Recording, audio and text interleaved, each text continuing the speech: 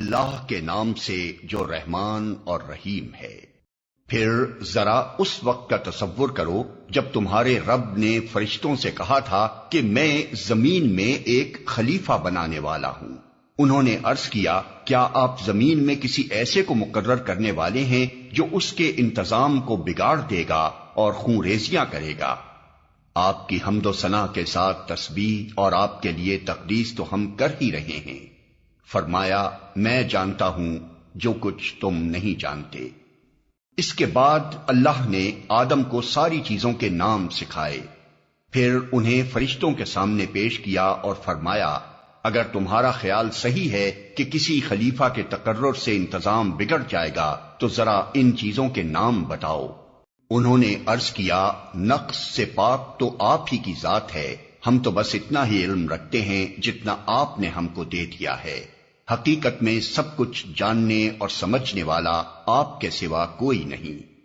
پھر اللہ نے آدم سے کہا تم انہیں ان چیزوں کے نام بتاؤ۔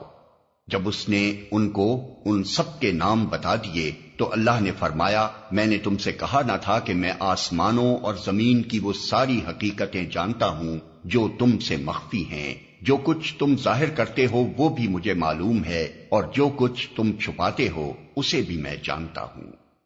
پھر جب ہم نے فرشتوں کو حکم دیا کہ آدم کے آگے جھک جاؤ تو سب جھک گئے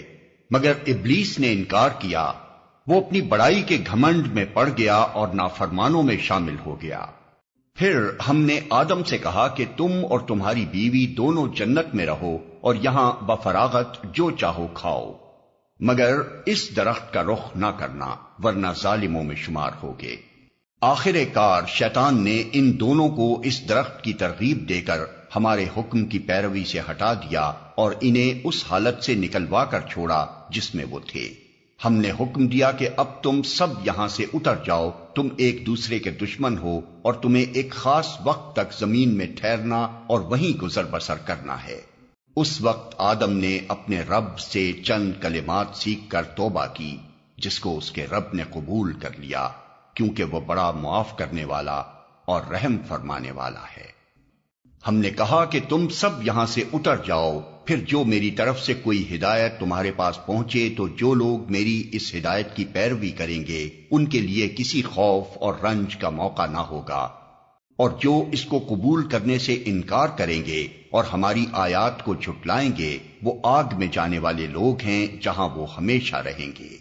اے بنی اسرائیل ذرا خیال کرو میری اس نعمت کا جو میں نے تم کو عطا کی تھی، میرے ساتھ تمہارا جو عہد تھا اسے تم پورا کرو تو میرا جو عہد تمہارے ساتھ تھا اسے میں پورا کروں اور مجھی سے تم ڈرو،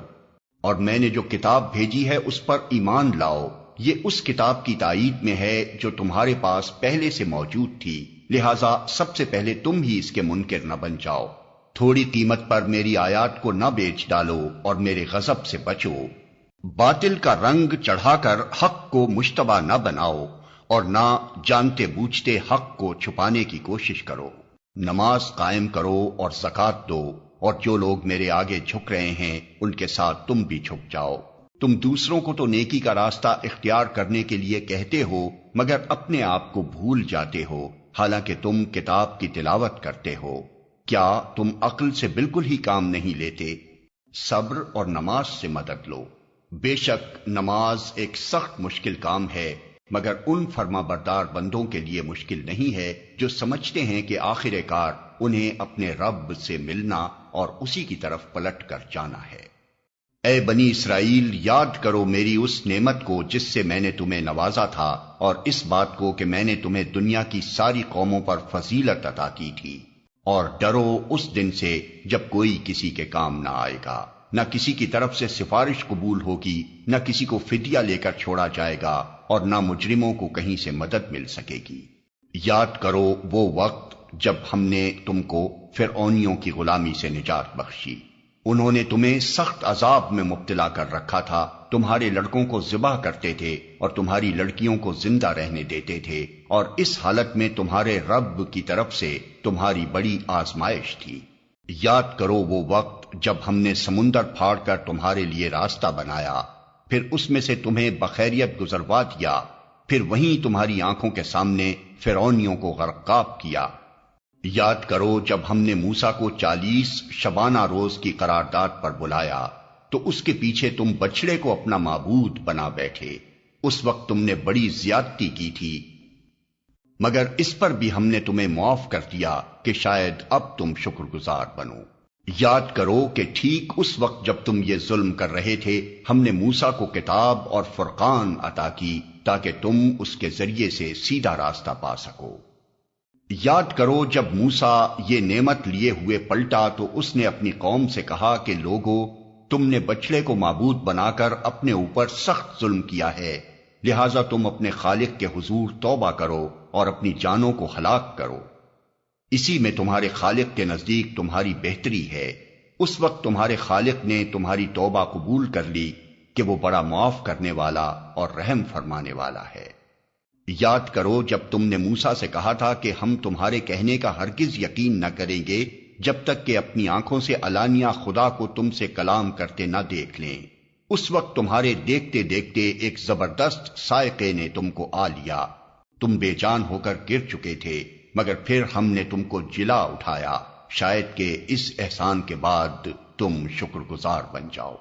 ہم نے تم پر ابر کا سایہ کیا، من و سلوہ کی غذا تمہارے لیے فراہم کی، اور تم سے کہا کہ جو پاک چیزیں ہم نے تمہیں بخشی ہیں انہیں کھاؤ، مگر تمہارے اسلاف نے جو کچھ کیا وہ ہم پر ظلم نہ تھا بلکہ انہوں نے آپ اپنے ہی اوپر ظلم کیا۔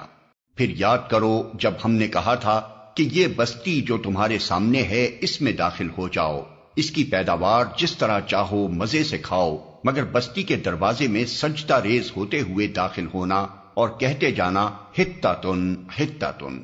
ہم تمہاری خطاؤں سے درگزر کریں گے اور نیکوکاروں کو مزید فضل و کرم سے نوازیں گے۔ مگر جو بات کہی گئی تھی ظالموں نے اسے بدل کر کچھ اور کر دیا، آخر کار ہم نے ظلم کرنے والوں پر آسمان سے عذاب نازل کیا، یہ سزا تھی ان نافرمانیوں کی جو وہ کر رہے تھے۔